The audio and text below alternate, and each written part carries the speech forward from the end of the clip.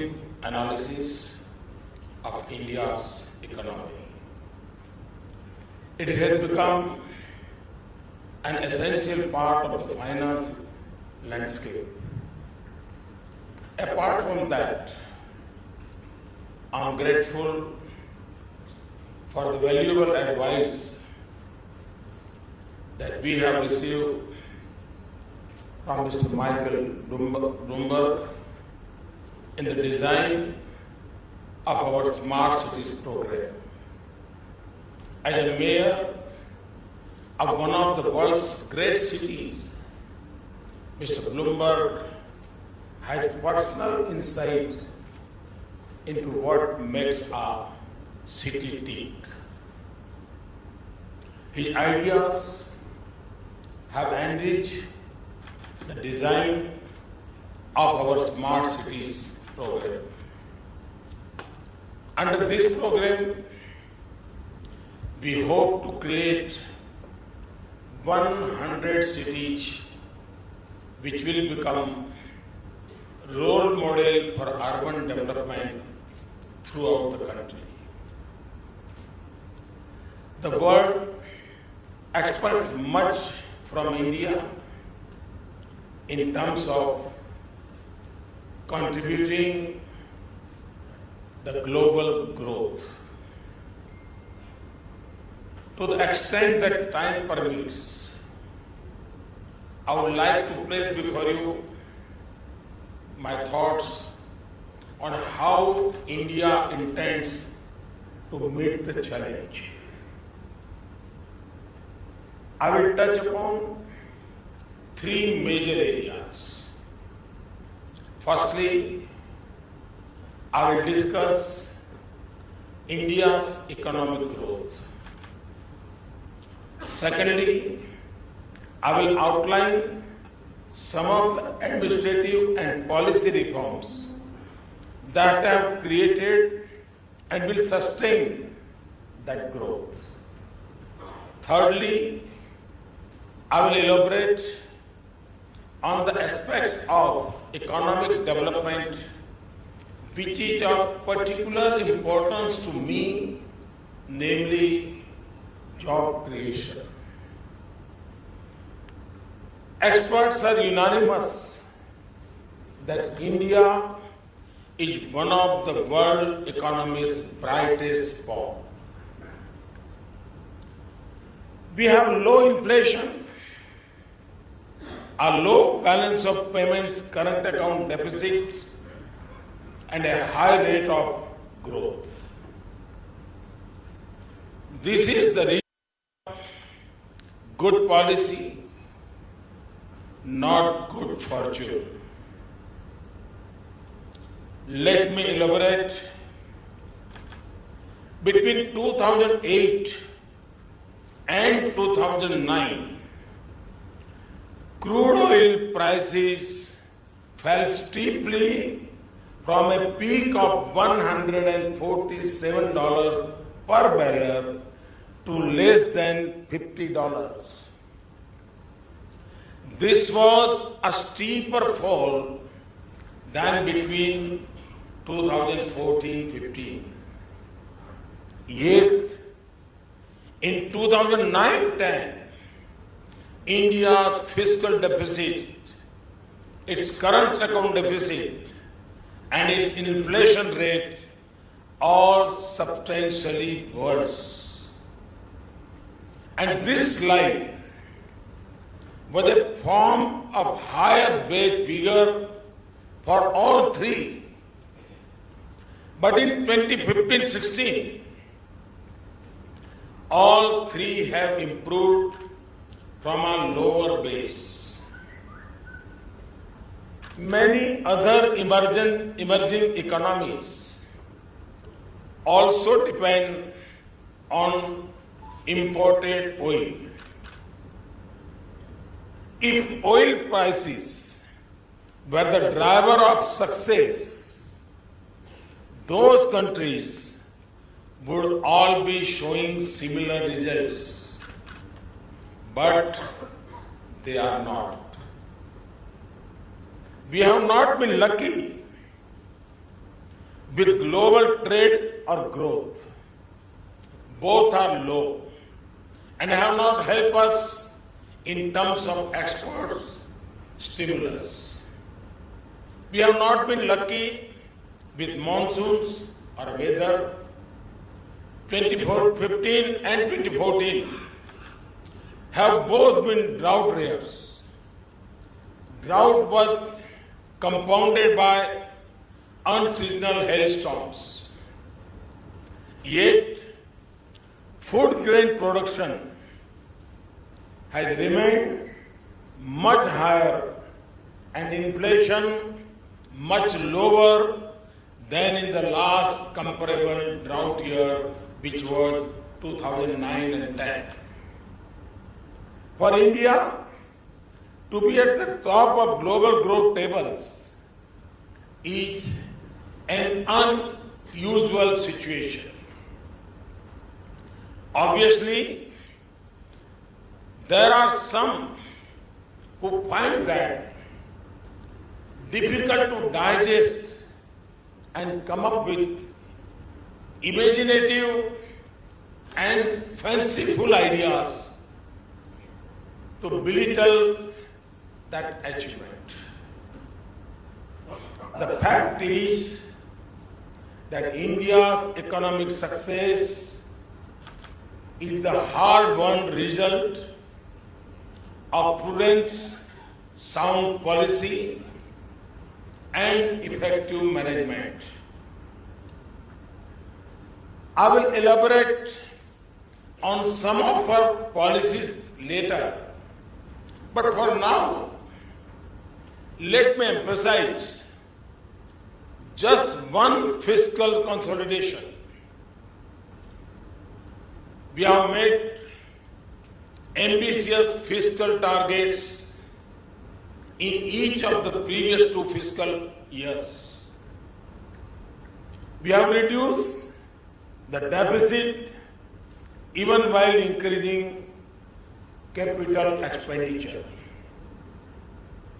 And the reduction has come despite an unprecedented steep cut in the centre's share of tax revenues in the award of the 14th Finance Commission. For 2016-17, we have targeted a fiscal deficit of 3.5% of GDP. This will be the second lowest level in the last 40 years. Our growth rate is acknowledged at the highest among major economies. There are some who remain confused and have said that the growth rate does not feel right. Perhaps I can be of some assistance to them in reducing the confusion by stating facts and place of feelings. Let us first look at credit.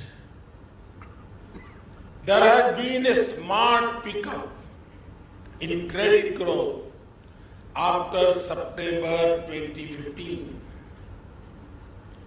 Credit uptake between February 2015 and February 2016 increased by 11.5%. The overall fund flow to the corporate sector through equity and borrowings of various kinds, domestic and foreign, has increased in the first 3 quarters of 2015-16 by over 30%. There are some very interesting figures on credit ratings.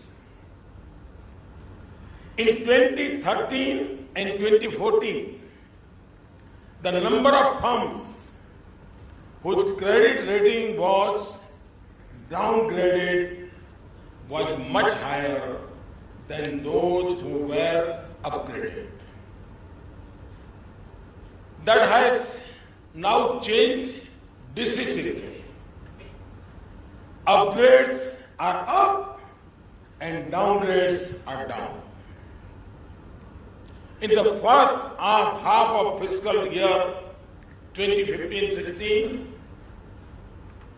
for every company getting a downgrade, there were more than 2 companies which received upgrades the best level in recent years. Among firms with low levels of leverage, the situation is even better. Upgrades exceed downgrades by a huge margin. The number of upgrades is 6.8 times the number of downgrades for large firms with low leverage. For medium-sized firms, the ratio is 3.9, and for small firms, it is 6.3. These are exceptionally robust numbers. The only segment showing an increase in downgrades is highly leveraged large firms.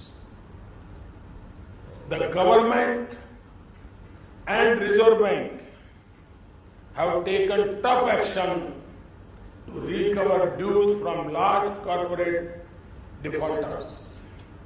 Perhaps the noise from this segment has influenced media perceptions. Moving from credit to investment, net foreign direct investment in the third quarter of the current financial year was an all-time record. But to me, more interesting is the dramatic increase in certain important sectors. In the period from October 2014 to September 2015, FDI in fertilizer was $224 million compared to just $1 million in the period October 2013 to September 2014. In sugar, it was $125 million compared to just $4 million. In agriculture machinery, it doubled to $57 million from $28 million. These are sectors that are closely connected with the rural economy. I am thrilled to see that foreign investment is flowing into this rural economy. In the year up to September 2015, FDI in construction activities showed 360% growth. Computer software and hardware had 285% growth. FDI in the automobile industry grew 71%. This is concrete evidence that the Make in India policy is having effect in employment-intensive sectors.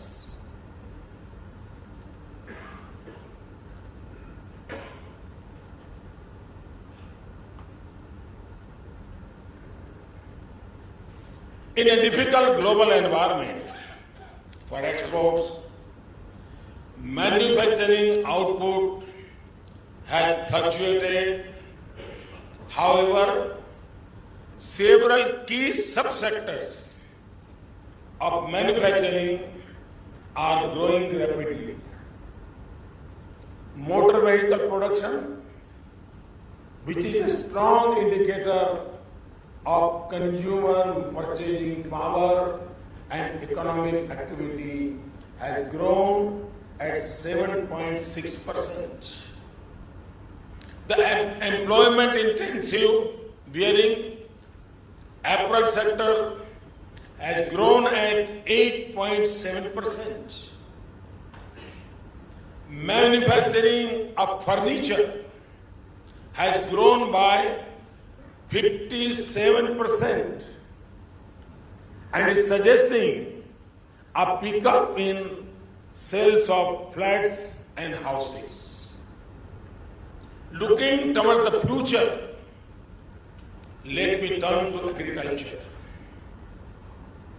In the past, the emphasis has been on agricultural output rather than on farmers' incomes.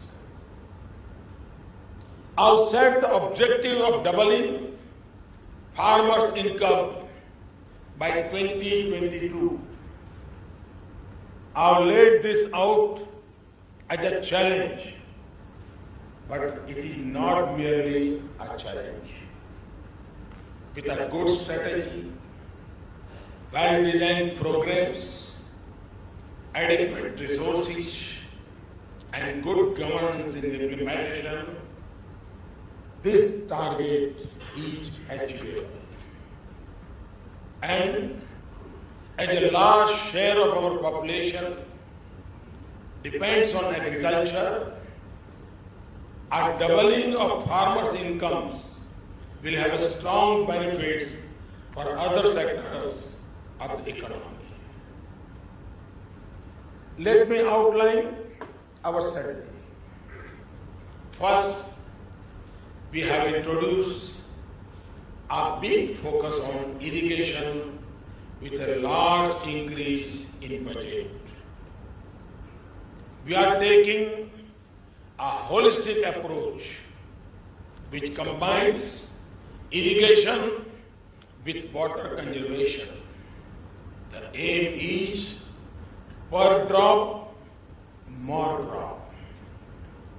Second, we are focusing on provision of quality seeds and on efficiency of nutrient use. The provision of soil health cards enables accurate selection of inputs according to the requirements of each field. This will lower cost of production and increase net income. Third, a large portion of the harvest is lost before it reaches the consumer. In perishables, loss occurs in transit. In non-perishable, it happens during storage. We are reducing post-harvest losses through big investment in warehousing, infrastructure, and cold chain. We have greatly increased the outlay for agriculture infrastructure. Fourth, we are promoting value addition through food processing. As an example, in response to a call from me, Coca-Cola has recently started adding fruit juice to some of its added drinks. Fifth, we are creating a national agricultural market and removing distortions. A common electronic market platform is being introduced across 585 regulated wholesale markets. We want to ensure that a higher share of the final price goes to the farmer with less going to middlemen. The introduction of FDI in marketing of domestic food products in this budget is with the same objective. Sixth, we have introduced the Pradhan, Mantri, Fasal, Bima Yojna.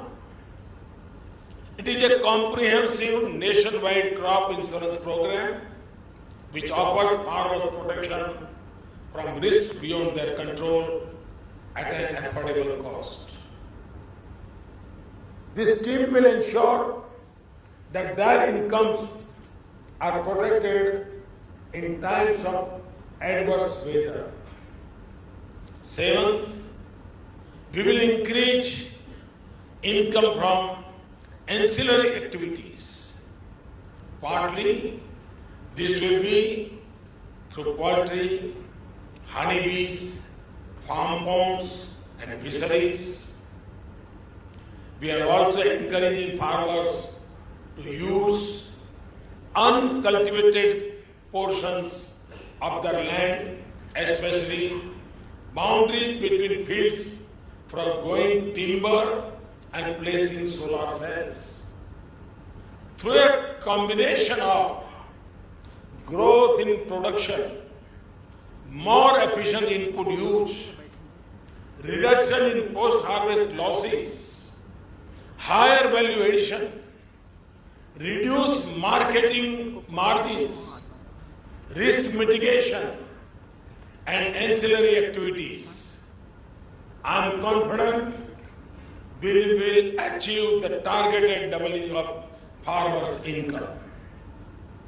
I am happy to note that Dr. M.S. Swaminathan, the dawn of Indian agriculture, seems to agree.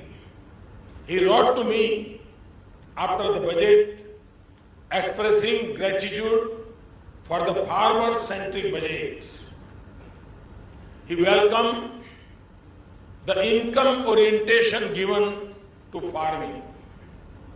He went on to say, and I quote, "On the whole, the budget had tried to be as pro-farmer as possible, subject to the limitation of resources. Seeds have been shown for agriculture transformation and for attracting and retaining youth in farming. The dawn of a new era in farming is in sight." Unquote. Let me now turn to some of the programs and policies that underpin our growth.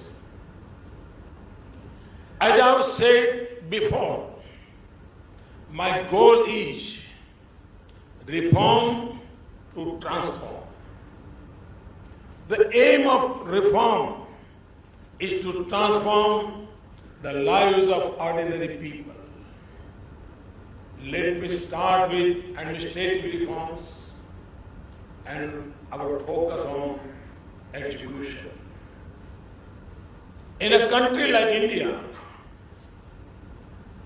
resources are scarce while problems are abundant. An intelligent strategy is to optimize use of resources through efficiency in implementation. Mere announcement of policies or so-called policies achieves little. Even more than reform policies, we need transform execution. Let me illustrate.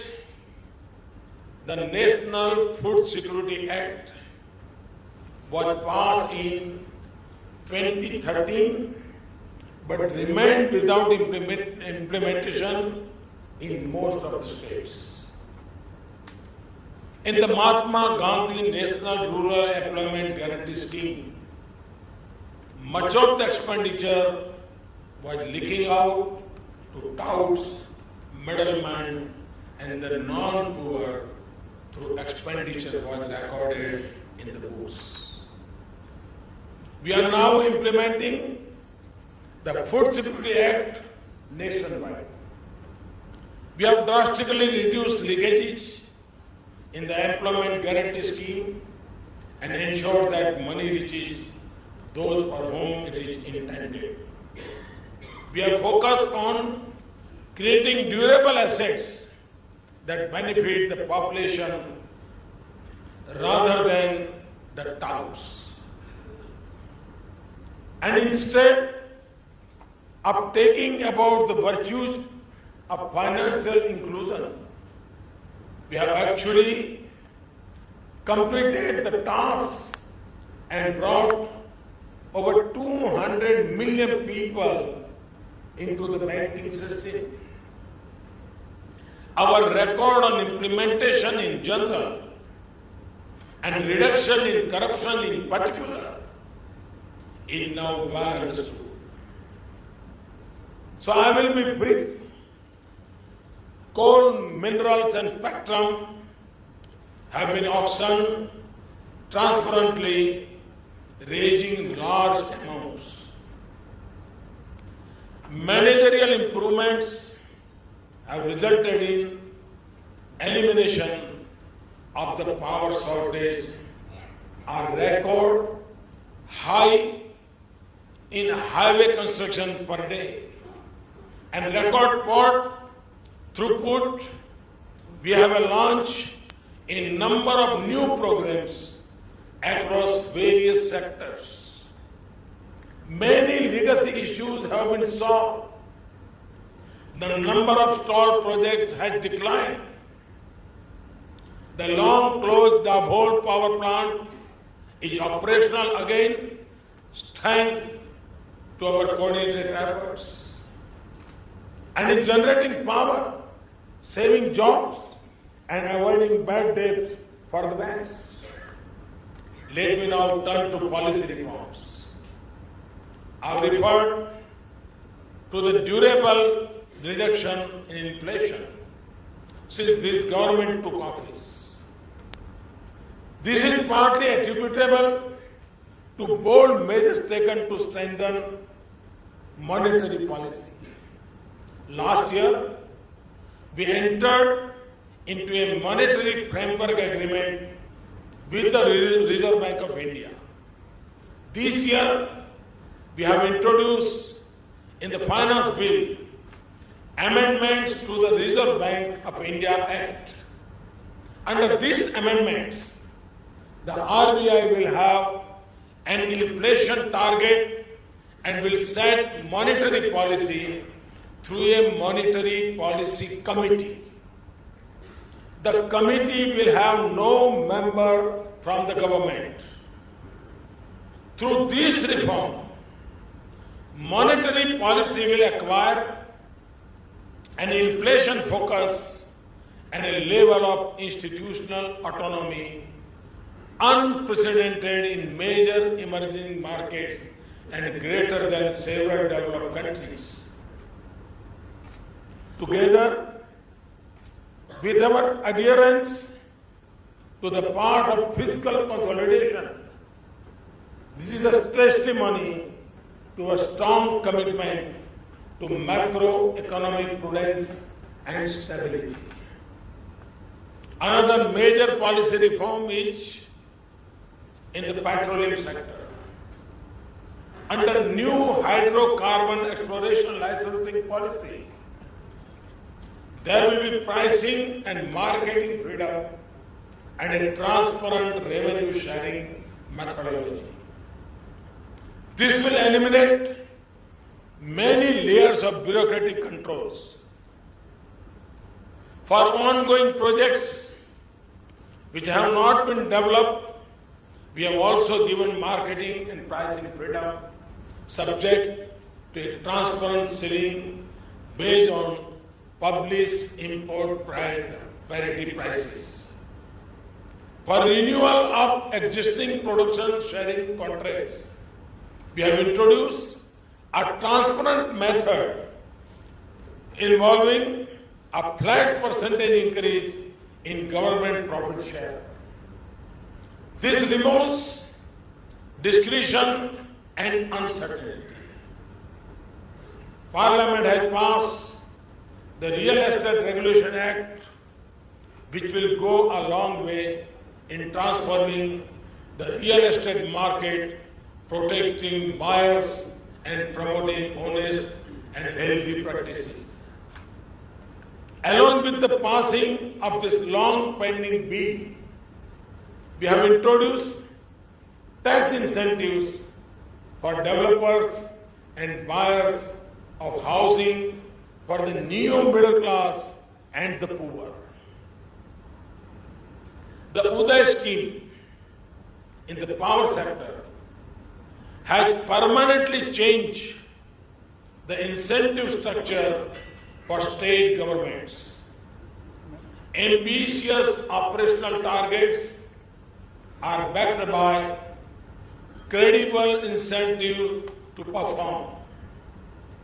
Under this scheme, in a phased manner, state governments will have to take over losses of distribution companies and count them against their fiscal deficit target. This imposes a hard budget constraint on the states. It creates a powerful incentive for states to manage the electricity sector efficiently. Already 9 states, accounting for over 40% of the total debt of distribution companies, have entered into memorandum of understanding with the central government. Another 9 have agreed to do so. You are probably aware of this government's sweeping policy reforms in renewable energy. From an average of less than 1,500 megawatts of solar capacity addition per annum, we are moving up to 10,000 megawatts per annum. When I announced our target of 175 gigawatts of renewables as a pillar of our climate change strategy, many were surprised and some were skeptical. Yet, this month, the International Energy Agency has reported that a surge in renewable has already halted global growth in energy-related carbon emissions. Parliament has recently passed a new law on inland waterways which will enable the rapid development of the efficient mode of transportation. This will increase the number of navigable waterways from 5 to 106. Foreign direct investment policy has been transformed by allowing investment in hitherto closed sectors like railways and defense and enhancing investment limits in insurance and many other sectors. These reforms are already bearing fruits.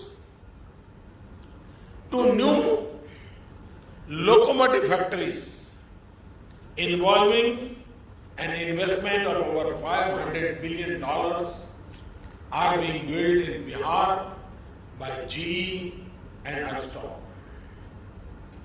In insurance, 9,600 crore rupees, approximately $150 million of FDI in 12 companies from leading global insurance has already been approved.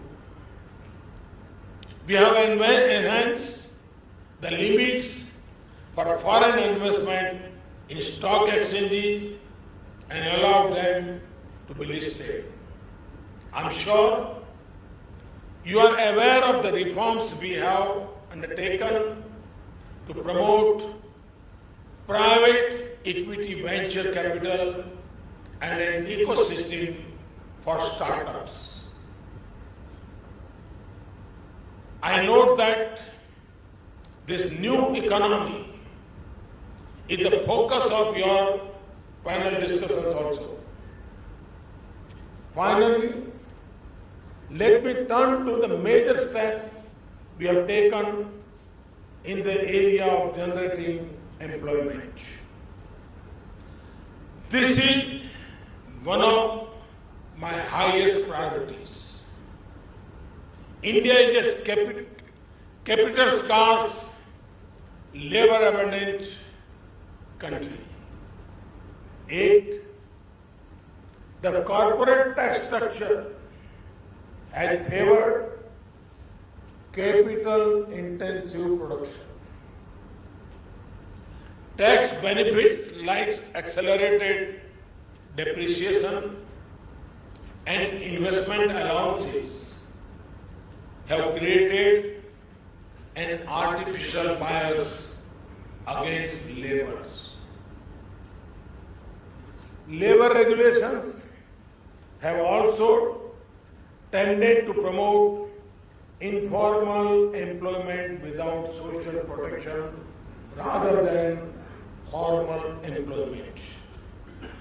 We have taken two important steps to change this.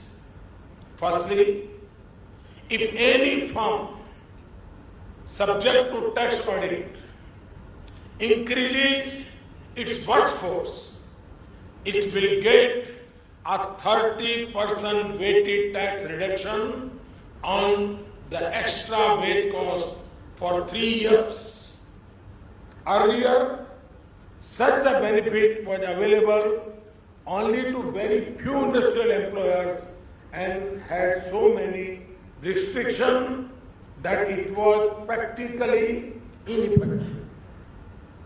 It will now cover all sectors, including services, for employees with a salary up to 25,000 rupees per month. Secondly, the government has taken the responsibility for paying pension contribution for 3 years for all new persons enrolling in the employee provident fund.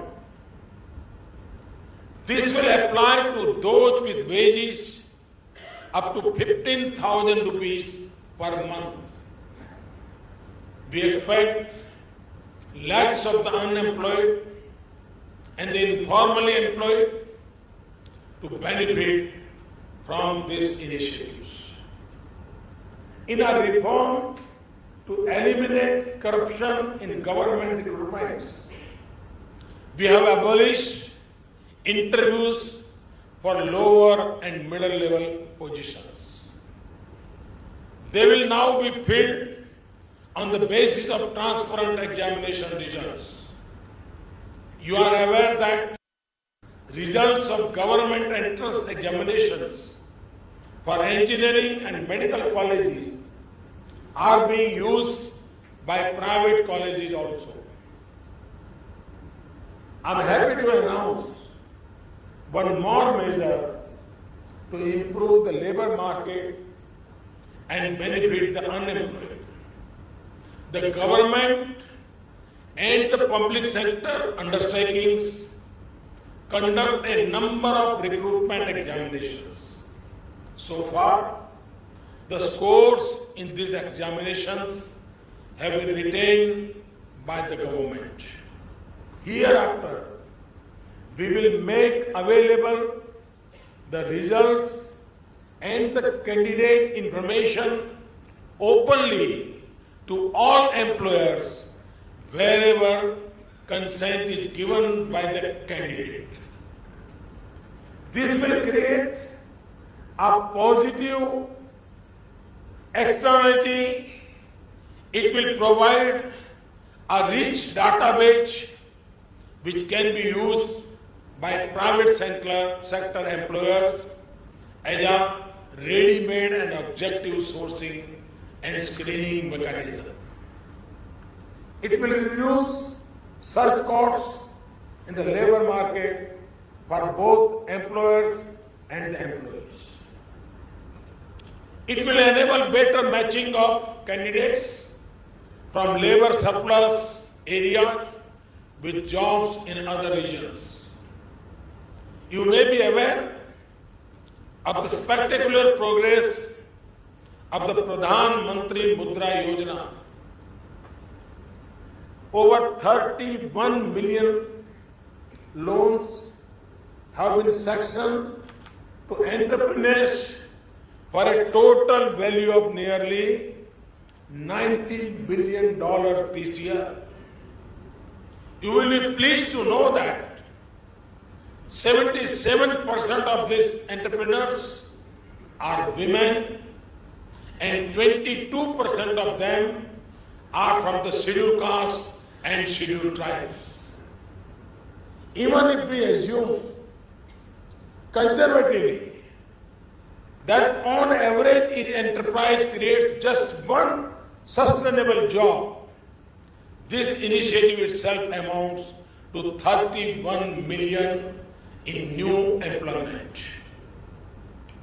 The Stand Up India scheme will also provide 250,000 entrepreneurship loans to women and scheduled castes and scheduled tribes. My government's measures on skill development are well known. In the budget, we also announced two path-breaking reforms in the education sector, which I wanted to elaborate. Our aim is to empower higher educational institutions to help them attain the highest standards. To start with, we will provide an enabling regulatory architecture to 10 public and 10 private institutions so that they emerge as world-class teaching and research institutions. The regulatory framework will be separate from existing structures like University Grant Commission and All India Council for Technical Education. They will have complete autonomy on academic, administrative, and financial matters. We will provide additional resources for the next 5 years for the 10 public universities. This will eventually allow ordinary Indians affordable access to world-class degree courses. This initiative is the beginning of a journey to restore the original mandate of higher education regulators.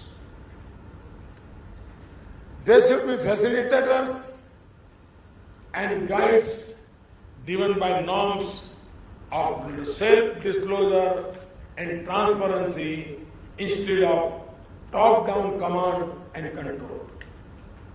Eventually, through regulatory reform, we aspire to world-class standards in all colleges and universities. Another initiative is in school education.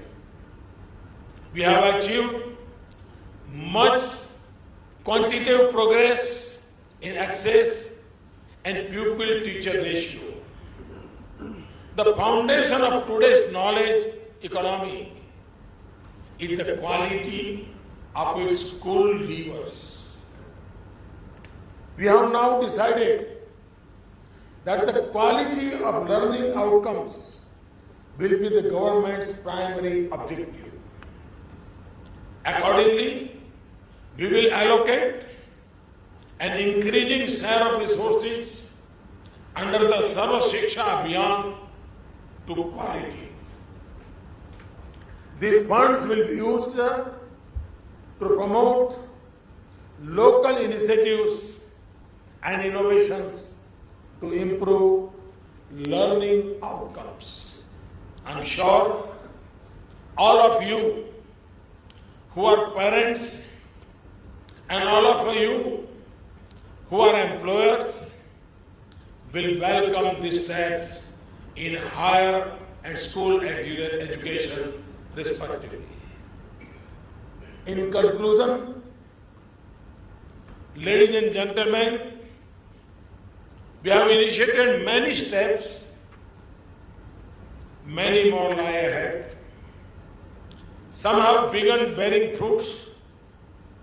What we have achieved so far gives me the confidence that with the support of the people, we can transform India.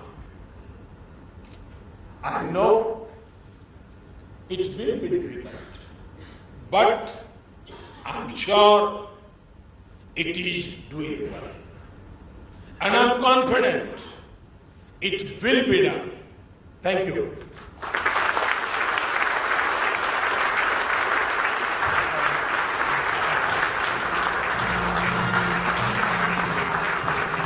Prime Minister, please do accept this token of our appreciation from everyone over there.